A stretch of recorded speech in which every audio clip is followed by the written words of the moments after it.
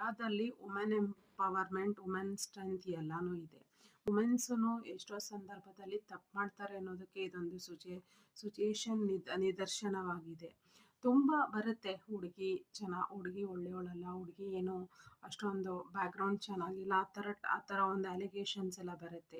ನಾವು ಕೊಟ್ಬಿಟ್ರೆ ನಮ್ಮ ಬಗ್ಗೆ ಹೇಳ್ತಾರೆ ಸ್ಟ್ರೆಂತ್, ನಾವು ನಿಭಾಯಿಸ್ಕೊಂಡು ಒಂದು ಒಳ್ಳೆ ಸ್ಥಾನಕ್ಕೆ ಬಂದು ಅಂದರೆ ಮದುವೆ ಎಲ್ಲ ಆಗಿ ಅದನ್ನು ಪ್ರೂವ್ ಮಾಡಿ ತೋರಿಸ್ಬೇಕು, ರೋಲ್ ಮಾಡೆಲ್ ಆಗಿ ತೋರಿಸ್ಬೇಕು.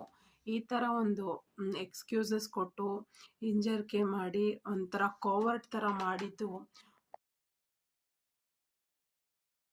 ಏನೋ ಒಂದು ಕೆಟ್ಟ ಭಾವನೆ ಮೂಡೋ ಥರ ಎಲ್ಲ ಹುಡುಗಿರ ಬಗ್ಗೆನೂ ಒಂದು ಭಾವನೆ ಕ್ರಿಯೇಟ್.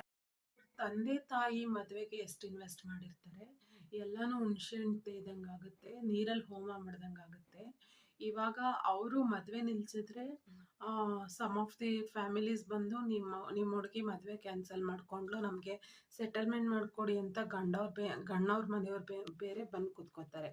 ಇದೆಲ್ಲ ಅವ್ರ ಎಜುಕೇಟೆಡ್ ಆಗಿರೋದ್ರಿಂದ ಇದೆಲ್ಲ ಯೋಚನೆ ಮಾಡಿ ಅವ್ರು ಮುಂದುವರಿಬೇಕಾಗಿತ್ತು. ಲಾಸ್ಟ್ ಮೂಮೆಂಟಲ್ಲಿ ಚೌಲ್ಟ್ರಿಲಿ ಒಂದು ಫೈನಾನ್ಷಿಯಲ್ ಲಾಸು, ಒಂದು ಅವಮಾನ, ಮೆಂಟಲ್ ಹೆರಾಸ್ಮೆಂಟು ಎಲ್ಲನೂ ಕೊಟ್ಬಿಟ್ಟು ಅವಳದೊಂದು ಇಚ್ಛೆ ಪ್ರಕಾರ ಹೋಗಿದ್ದು ತಪ್ಪು ಅಂತಾನೆ ನಾನು ಹೇಳಕ್ಕೆ ಇಷ್ಟಪಡ್ತೀನಿ. ಎಲ್ಲರಿಗೂ ಹುಡುಗವ್ರ ಅಪ್ಪ ಅಮ್ಮ, ಹುಡುಗಿಯವ್ರ ಅಪ್ಪ ಅಮ್ಮ ಎಲ್ಲರೂ ಒಂದು ಎಂಬ್ರೇಸ್ಮೆಂಟ್ ಪಡುವಂಥ ವಿಚಾರನ ಇಲ್ಲಿ ಕ್ರಿಯೇಟ್ ಮಾಡಿದ್ದಾಳೆ ಅಂತಲೇ ಹೇಳ್ಬೋದು.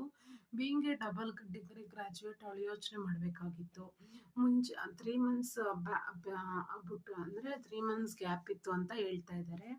3 ಮಂತ್ಸ್ ಒಳಗಡೆ ಅವಳು ಯಾವತ್ತಾದರೂ ನಾನು ಈ ಥರ ಒಂದು ಸ್ಟೆಪ್ ತಗೊಂಡಿದ್ದೀನಿ ಅಂತ ಹೇಳಿದರೆ ಅವ್ರ ಅಪ್ಪ ಅಮ್ಮ ಬ್ಯಾಕ್ ಸ್ಟೆಪ್ ಆಗಿರೋರು. ಈ ಥರ ಮಾಡಿಬಿಟ್ಟು ಅವಳು ಟೈಮಲ್ಲಿ ಬಂದಿದ್ದು ನಿರಾಗಿತ್ತು.